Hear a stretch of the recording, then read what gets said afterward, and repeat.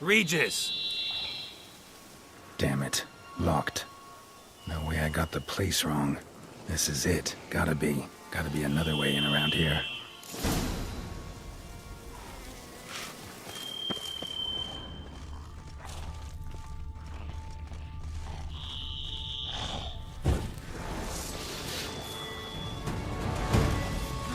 Not bad.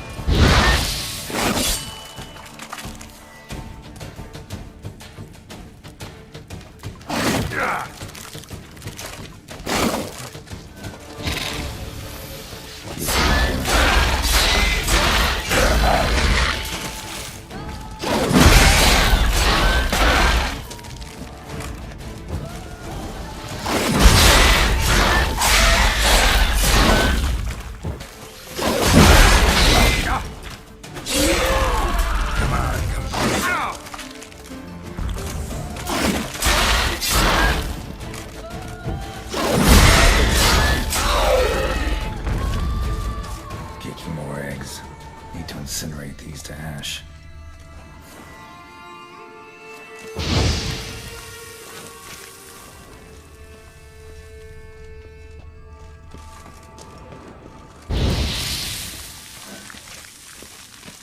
That's some stench.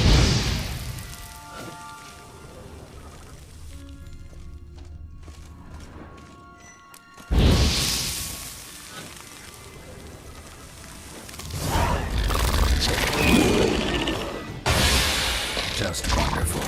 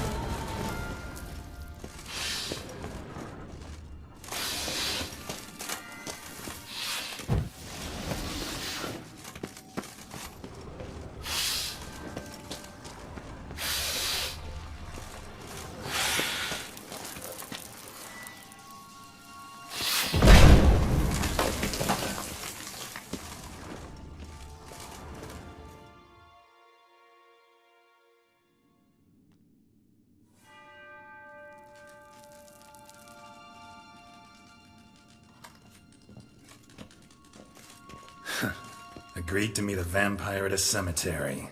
How much more cliché can you get? Nothing comes readily to mind. Could have left the door unlatched. What of my privacy? I value it rather deeply. Unmolested, especially by unwanted guests, that's my preferred state.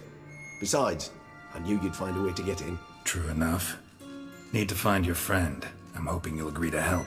I shall do whatever's in my power. Yet what you want or even need must matter little. What matters is what Dettlaff wants. If he does not wish to be found, you will not find him. Ever. End of story. Come on. Gotta be some way.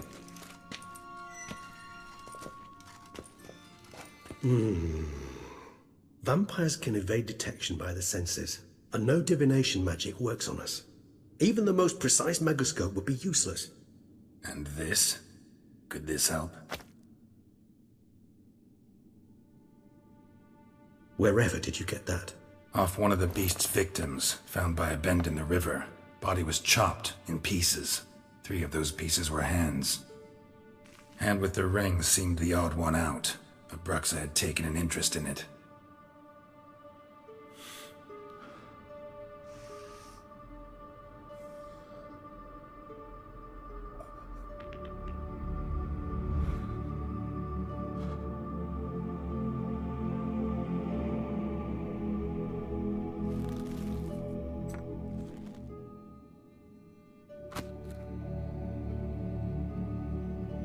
It's Dettlar's hand, without a doubt. It will do splendidly.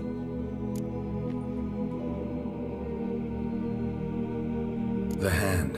What do you plan to do with it? You've heard of Kovinaris' theory of tissue memory retention. Rings a distant bell. Read about it in Alchemia Oblitera. There's a copy at Kaer Morhen, tattered, nearly disintegrated. But if memory serves, Kovinaris never managed to prove it worked. He did prove it, just never managed to publish his findings. He and I corresponded, you see, after we became friends. Thus, I know he completed his research and performed the first tests. It's complicated, so without delving into details, it is possible to use any piece of tissue to reconstruct what a whole body experienced. How's it work? We need any special equipment? We must brew a decoction which Kovinaris gave a rather poetic name, resonance. Once imbibed, it sends one into a trance similar to that induced by narcotics. This triggers visions of events linked to strong emotions experienced by the tissue's owner. Picture it as dreaming a fragment of someone's life. Any chance we might see what Dettlaff was doing just before he lost his hand? Indeed. Though I also hope resonance will reveal the location of Dettlaff's hideout. Ring's pretty intriguing. Made of no metal I've ever seen. And the ornamentation. It comes from our home, where we lived before the conjunction of spheres. It's actually mine. I received it from a dear old friend. You might call him a humanist. He saw us vampires as guests here, guests who owe their hosts, meaning you humans and the elder races, respect. Respect? Meaning not to treat us like cattle to be slaughtered for food? Precisely. And the reason why I, in turn, gave it to Dettlaff. To remind him of the ideals my old friend championed. Can't you just summon Dettlaff? You're both higher vampires, there's gotta be a way. If I'm to be entirely candid, there is indeed one. But believe me, we will be better off never availing ourselves of it. It is a last resort. Absolutely. Last resort? The hell? Why? There is a being who can summon Dettlaff. Possesses the authority, even the power, to force him to appear in a given place. But the very act of contacting this being, well, it's akin to walking a slack line extended over a chasm filled with molten lava. An exercise as perilous to me as it would be to you. A risk I'm unwilling to take. I beg you, let's do it my way. It will be both quicker and easier. Kovinaris spent half his life proving his theory. Wild guess. Making a dose of resonance won't be easy. You guessed correctly. In addition to Dettlaff's tissue, we shall need a powerful occipital lobe stimulant. Effectively a poison, to make one susceptible to visions. Well, got a few ingredients to choose from. Unfortunately, all are pretty rare. There's Mamoon glands, but closest ones I know of are in Vizima. A spotted white saliva would also serve, but they were cold to extinction over a century ago. Could go with a kobold's eyes, but the creatures are sentient. Rather not gouge one's eyes out. Given that we lack the time to sleuth this out ourselves, permit me to summon some help.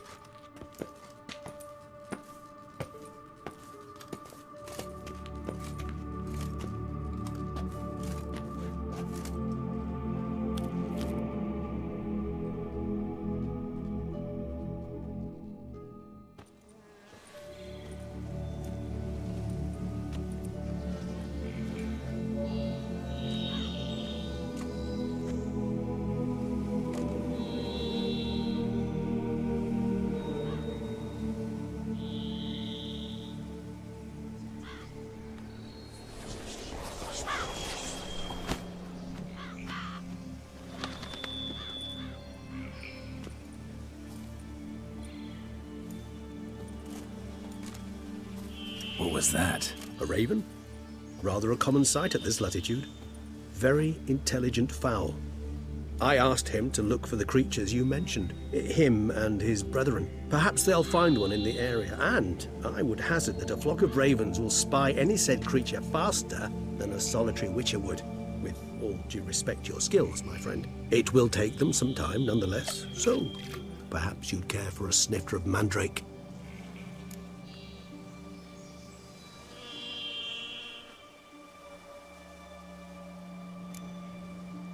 Not really in the mood for your concoctions, especially given how they make you say things you'd rather keep to yourself.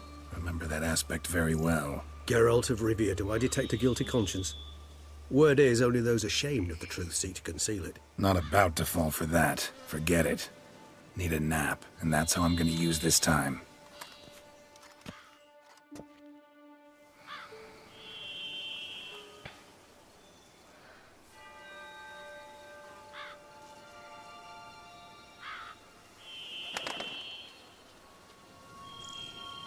Ever vigilant, even in his sleep. Quite vampire-like, in fact.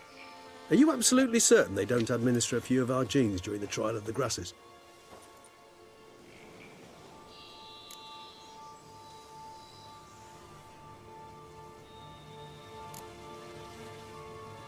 Appreciate the compliment.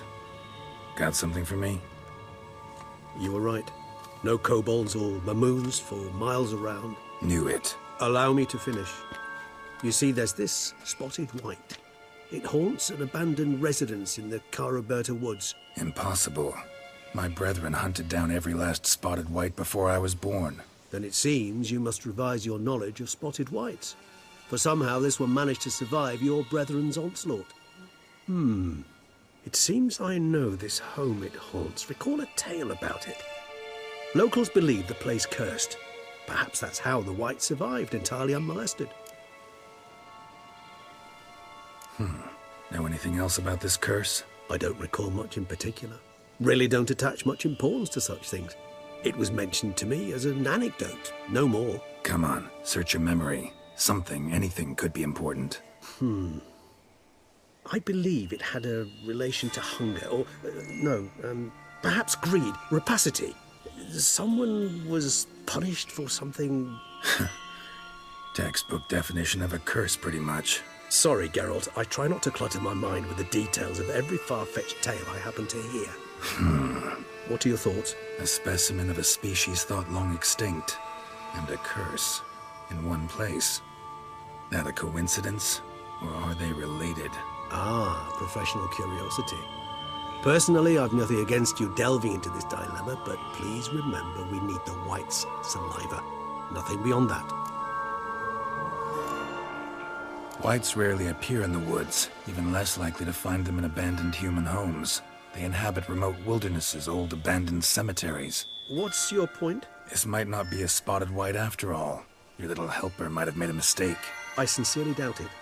Ravens are devilishly intelligent creatures, and they've highly developed observational skills. What exactly did they observe? The area around the estate, it's covered in spoons. Spoons? Spare me the skeptical smile. I'm but the bearer of this news. Or perhaps this spotted white is a hoarder. Or the spoons are somehow related to the curse.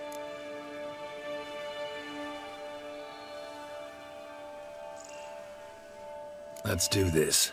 Start making your decoction while I go get some saliva from that white. Uses it in its brews. Do you imagine the white will simply sell you some? Worst case scenario, I'll bring you its salivary glands. They ought to do as well. For a moment there, I imagined you asking the white to spit into a vial. Quite amusing as a thought, but the salivary glands will do fine indeed. So, see you later. Yes, till later. I shall start by perusing some tomes. Tomes? Thought you were gonna make this decoction. We require one last ingredient. Alas, obtaining it could prove a trifle toilsome. Thus, I hope to identify a suitable alternative. All right. Good luck. And to you, my friend.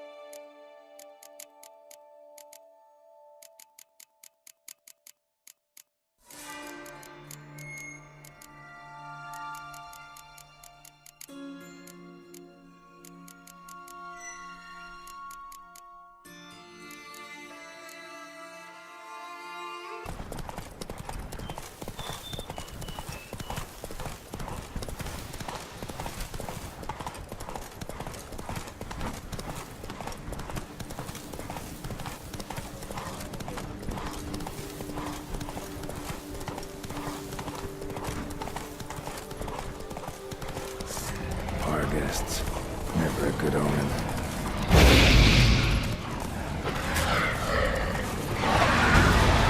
Lucius's raven wasn't lying. Spoons all over the place. Strange. I sense that the spoons are beating out some kind of rhythm. A message. Trying to tell me something.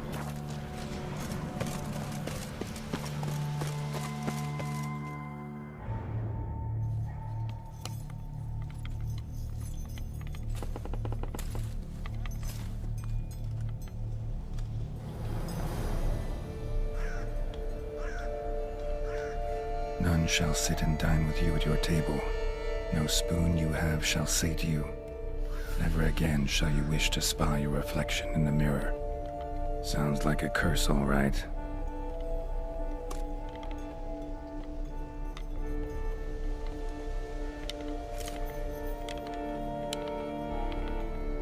Somebody's clearly obsessed. Regis mentioned the place might be cursed. Can't be a coincidence. Need to look around.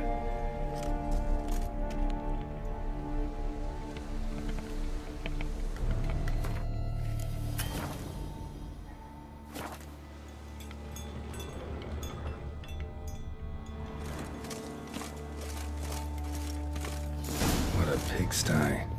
Need to search it thoroughly. Find a way to collect some white saliva. White's obsessed. A real collector. Thoroughbred.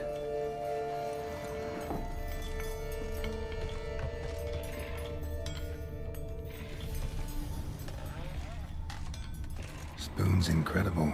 The craftsmanship. Must have graced a rich man's table.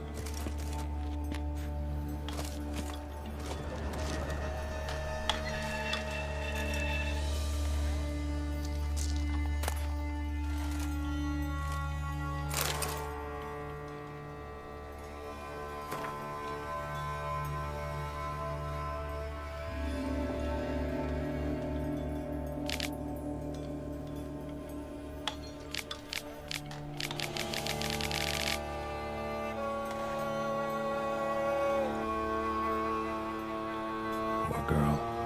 Realized she was changing into a monster. Recorded it in her diary. Poignant.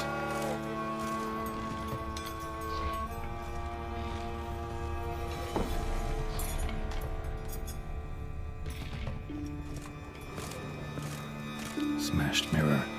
As if someone couldn't stand to look at themselves. The monster. Journal's author, maybe?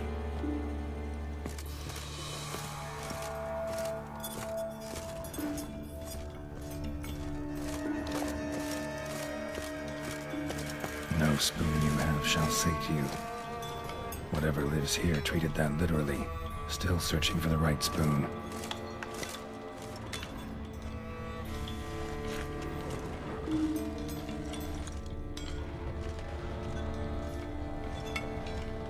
Spoon. Pretty ordinary. Maybe a little old. Skeletons. Doubt they came here willingly. This have anything to do with the curse? None shall sit and dine with you at your table. It'd make sense.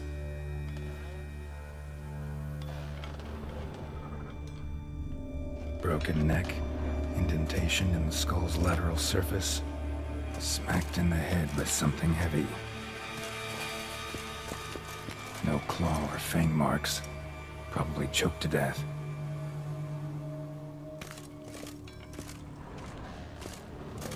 Right arm bit right off, teeth all knocked out. Somebody tried to force feed him.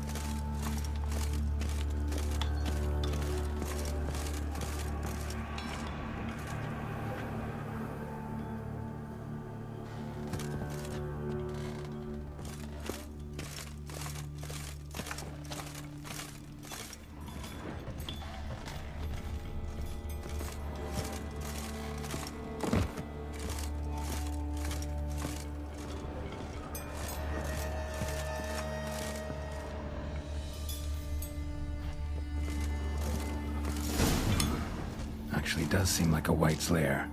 Bit atypical, but still. Cauldron should be somewhere around here. Another spoon. Yep, just as normal as the last one.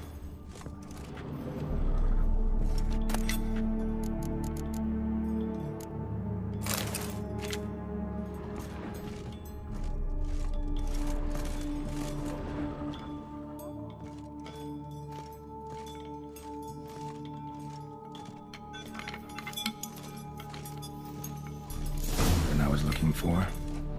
White's not particularly tidy. Table set. White, who lives here, is getting ready for some sort of feast. White that lives here, definitely afflicted by a curse, and it's been trying desperately to lift it.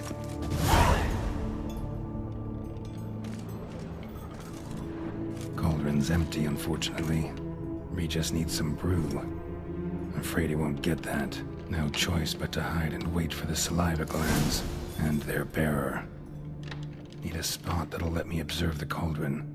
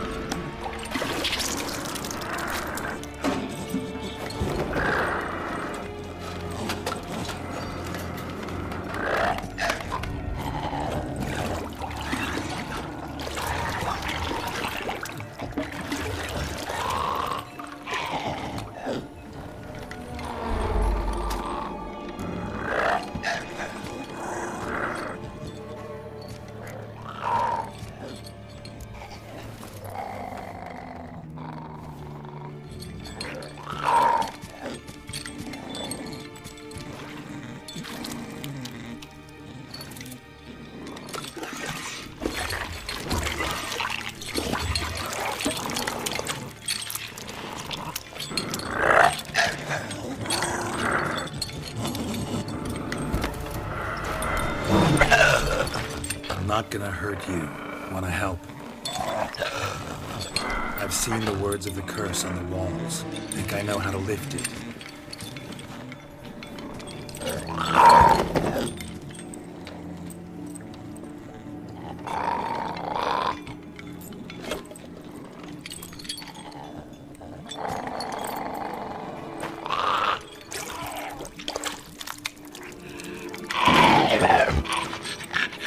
You tried to bring folk here, convince them to sit at the table with you, right? Well, I'm gonna be your guest now. Your willing guest.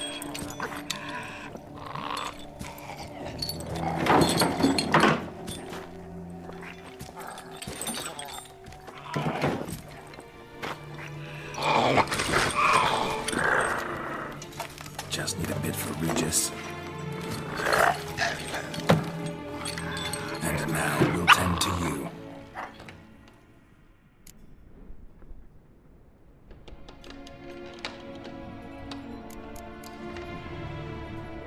Need to get this right. Words of the curse were, "None shall sit and dine with you at your table. No spoon you have shall sate you. Never again shall you wish to spy your reflection in the mirror."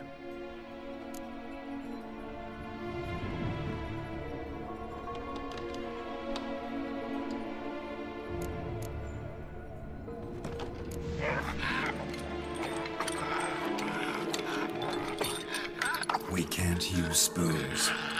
No, that won't work. You've been looking for a spoon that would feed you, but there's no such spoon. We need to eat without spoons.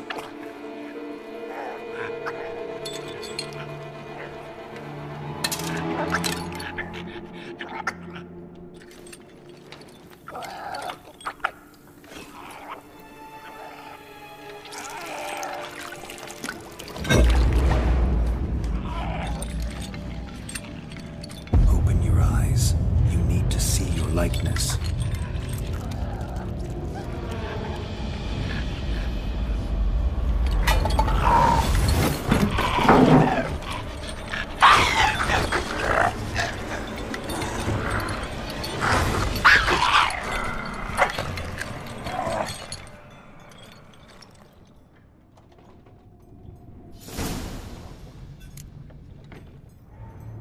Think it worked. Just not quite like I expected. Need to see what happened to the white. Won't be hard to find given its stench.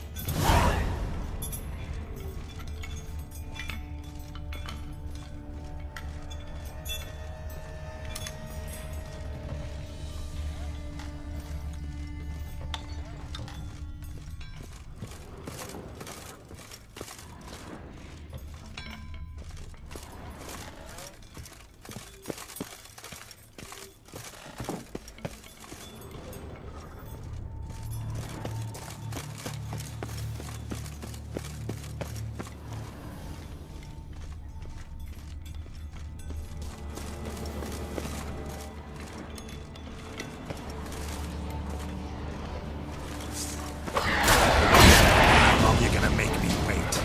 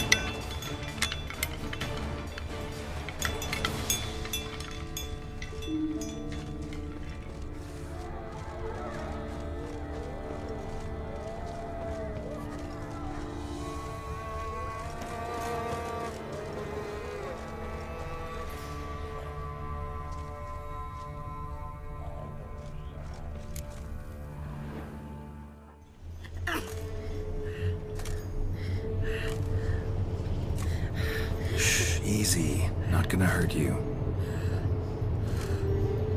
Eat. I must eat.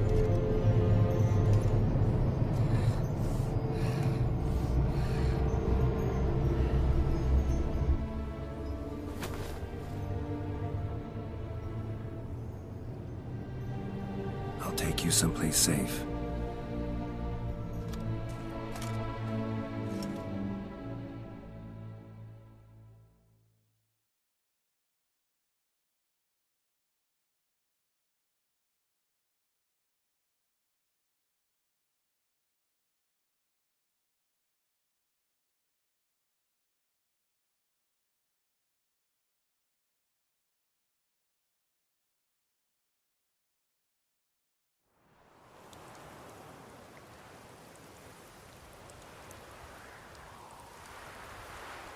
So I took her by the hand and led her here. Seemed the only sensible place for her. You did the right thing, sir. She should recover quickly here.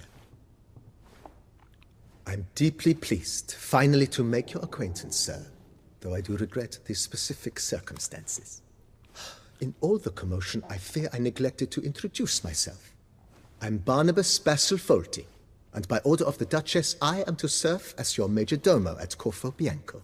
Nice to meet you, Barnabas Basil. Love to talk more, but got urgent matters to attend to. While I'm gone, please make sure she gets everything she needs. Don't worry, sir. I shall see to everything.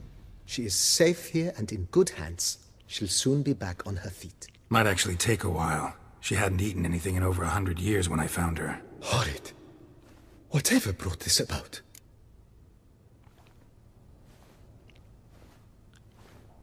Told me her story on the way here. Her name's Marlena. She was once the very beautiful and proud heiress to the Trastamara estate.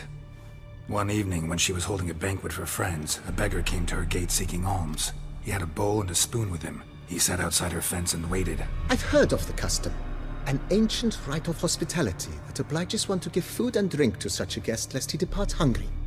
To neglect the custom is to bring great misfortune down upon oneself. Marlena didn't care a whit for the old customs. She drove the man off, saying she'd rather feed the leftovers from her feast to her dogs than to give the beggar anything. The beggar then broke his spoon, cast a curse.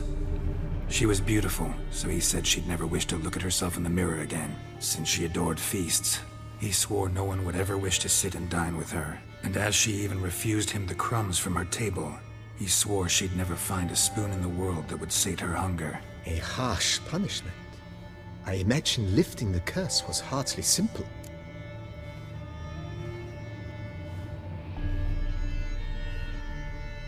Curses are tricky.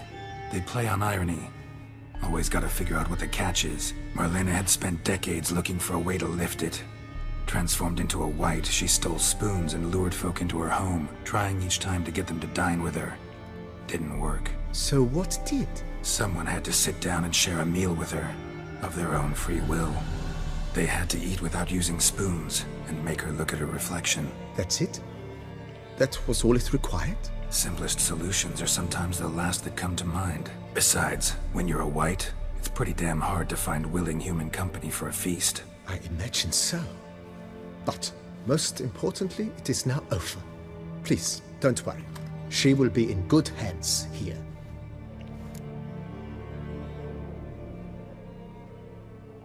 Vineyard comes across as a place with a rich history. Know who owned it before me? Baron Rossel, who went bankrupt, forcing him to sell the estate to the Duchess. The Baron, in turn, had purchased it from Monsieur Bolius of the Headsman, a truly colorful man of Ketweni origin. He was actually a headsman? No, not him, but his great-great-great-great-grandfather. Indeed. Apparently, he was a common cut-purse who somehow secured for himself the post of ducal headsman in Beauclair. Went about his work with an exceptional penchant. They say he chopped off more heads than there are grapevines in the ducal vineyards. He never hesitated, not once. Never sliced unevenly, never botched a job. For his exemplary service, the Duke granted him a title and this estate. Monsieur Bolius, on the other hand, was an engineer in his younger years. Once retired, he settled here and took to producing wine. Sadly, misfortune struck and he lost his sense first of smell, then of taste. Additionally, he could not drink alcohol. His medic forbade it. Shame that. He gave up making wine? Not at all. He made even more of it. Began throwing wild balls to which he'd invite friends from far and wide in order to treat them to his wine and delight in the fact that at least someone could enjoy it. It's the sort of man he was, Monsieur Bolius.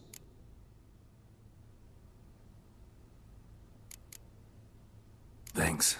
Gotta get back to my business now. See you soon.